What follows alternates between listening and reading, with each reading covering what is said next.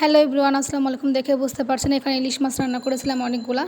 আমার কিন্তু পছন্দের মাছ, খুবই পছন্দ। আমি কিন্তু বড় মাছের মধ্যে এই মাছটা খুবই পছন্দ করি। তো চলেন কীভাবে রান্না করে দেখে আসি। ফার্স্টে কিন্তু এখানে 2টা পিস মাছ রান্না করার জন্য বের করে নিয়ে ছোটো করে কেটে নিয়েছি। তারপরে তো মাছ রান্না করার জন্য আমি ফার্স্টে পেঁয়াজগুলো দিয়ে, তেল দিয়ে, সব গুঁড়া মশলা এক একে দিয়ে সব মশলাগুলো কষাই নিচ্ছি। এই মশলাটা কিন্তু ভালোভাবে কষাই নিতে হবে, তাহলে টেস্টটা ভালো আসবে। এখানে কিন্তু হালকা পরিমাণে আদা রসুন বাটা আমি ইউজ করেছি।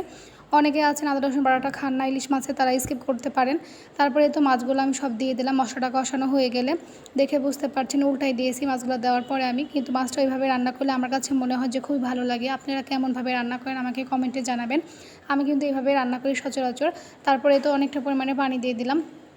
ইলিশ মাছ সেদ্ধ হতে কিন্তু খুব একটা বেশি সময় লাগে না, অল্প পরিমাণে পানি দিলে হয়ে যায়। কিন্তু আমি একটু ঝোল রাখবো, সেই কারণে একটু বেশি পানি ইউজ করেছি। আপনারা যদি ঝোল না রাখতে চান তাহলে একবারে কম পানি ইউজ করবেন।